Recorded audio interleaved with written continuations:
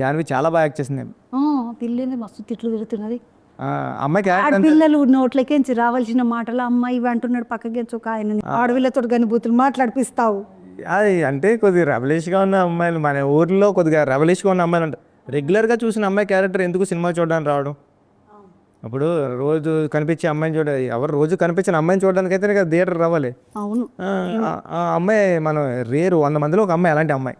ఇప్పుడు అసొంటి పిల్ల కావాలంటే ఆ పిల్ల అయితే బాగుంటుందని అంతే సతాయించిందా? ఓ బుచ్చిబాబు నేను కూర్చుంటానయ్యా జెర్సేపు నాతో అయితే లేదు. ఓ ఎండ కొడుతుందయ్యా బుచ్చిబాబు నేను జెర్సేపు ఇలా వాడతా.